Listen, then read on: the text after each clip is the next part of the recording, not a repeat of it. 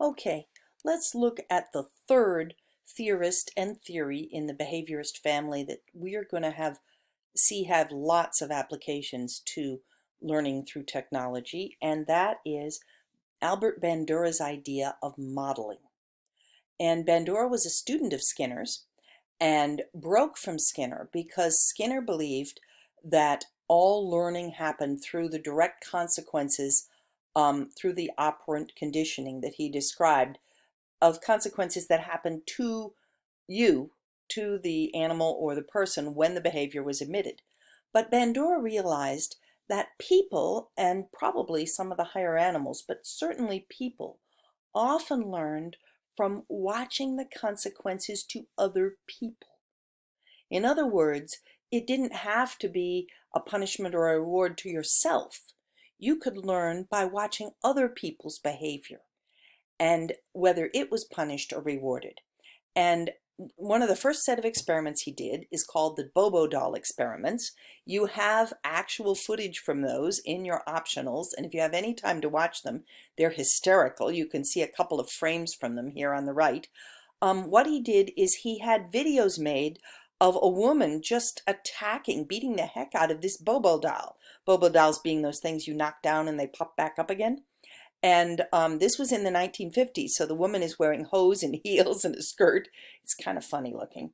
Anyway, he made these videos and then he showed them to young children. And what he did is at the end of some of the videos, he had somebody walk in and praise the woman and say, "Wow, you just really beat up that Boba doll. You must be strong. You've got a lot of energy. You did a great job." And in other videos, he had someone come in and reprimand and yell at the woman and say, "You shouldn't have done that. That was very bad. That was horrible to do." Okay.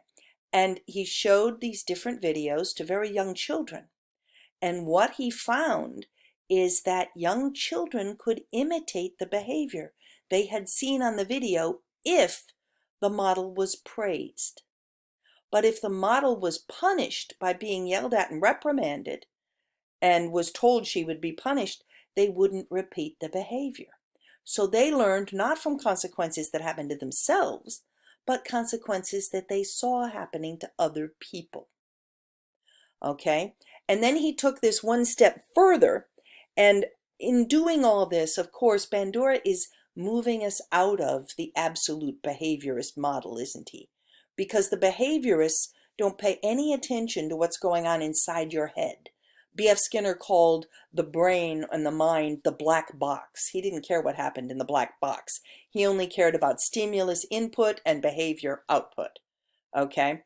He didn't think about thoughts or feelings or emotions. That was not his thing. Okay? It had to be purely scientific. But Bandura, through his experiments, is showing that in fact, these young children are storing that behavior in their heads and they can repeat it. So he's moving a little out of the behaviorist frame. And in fact, Bandura continued to work and publish for many, many years.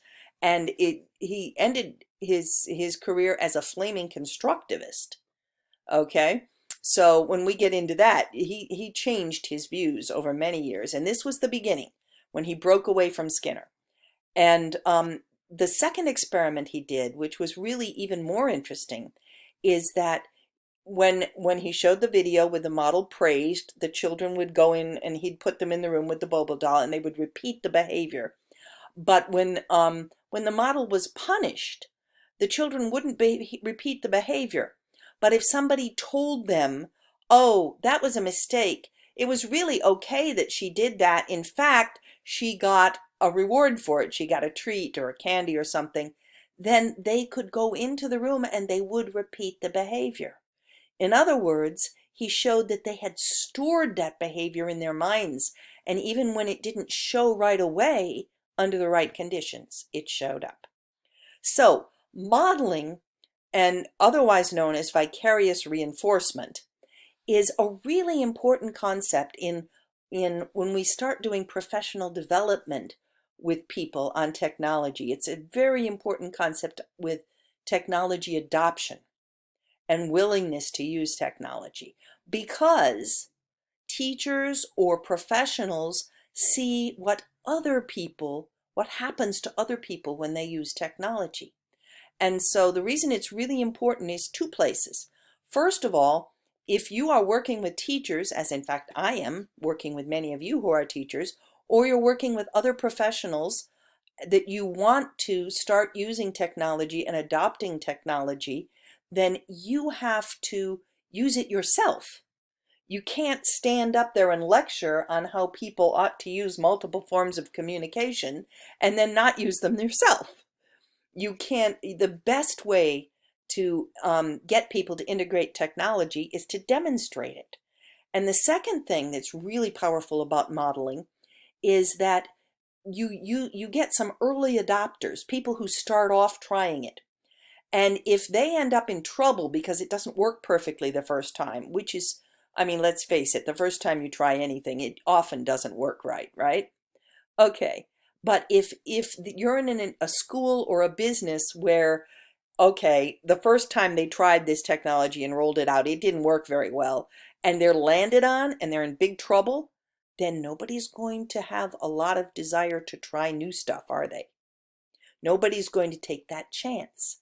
But if the people who try something are lauded, even if it doesn't go perfectly, if it's like, yeah, we're really pleased they tried this and it's going to work through, and they're held up as models, then you encourage everybody else. So Bandura said there were 4 necessary conditions for modeling to work. One condition is the learner has to be paying attention.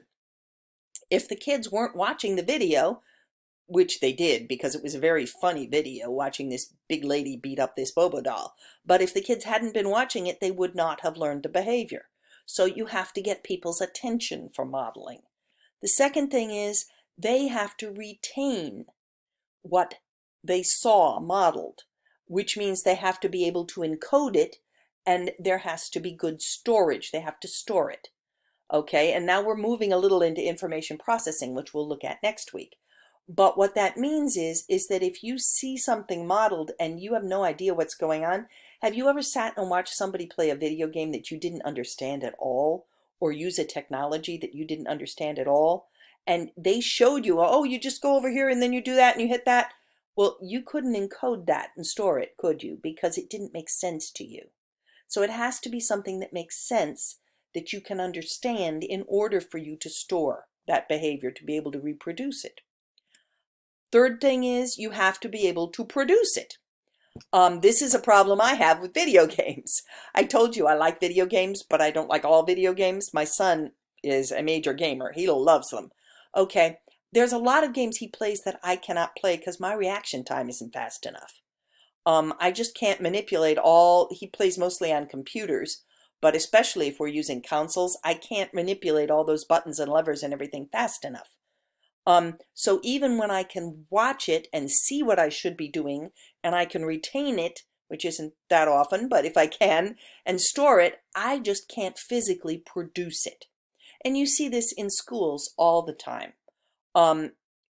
With kids who like handwriting, you know, they may know how they're supposed to write it, but their fingers aren't doing it. You see it when you work for, by the way, with my mother, we got her an iPad. She's 93, okay? And I showed her, I modeled for her how to use the iPad numerous times, but I realized she just couldn't control her hands well enough to do it. She's got a tremor, and she couldn't manipulate it well enough with her hands. So that's production. You have to be able to do the modeled behavior. Okay, and the last thing, of course, is that you have to want to do it. And so was the model effective? And what Bandura discovered with people is that effective models are either rewarded or admired. In other words, you have to look at that and say, oh, I want to be that. Okay, I want to be that person who tried that new technology and got to show it to everybody during the faculty meeting, or got recognition on morning announcements or whatever. And also, however, the model has to be similar and attainable. Okay, so It doesn't work to model something if the people that you are hoping will learn it, that was not helpful, sorry. It doesn't work to model something if the people you are hoping will learn it feel like, oh, I could never do that. And again, this is so important with professional development. You want those early adopters, the people who are willing to try any tech, okay? But on the other hand, if you only have those early adopters, people look and say, oh, they're so techy, they're so tech savvy, they can do everything with tech. I could never do that. Well, that's not going to work then, is it? You have to get it to where you can show that anybody can do this. Anybody can learn how to do this and learn to do it usefully. So there's a real balance there. So anyway, that's modeling. And as I said, it's particularly applicable when you're trying to get people to start using technology in their profession, whether you're in a business, a corporation where you want new technology introduction, or you're in a school where you want more teachers to use technology in their teaching. Okay, that's all the video for this week. Have a good week.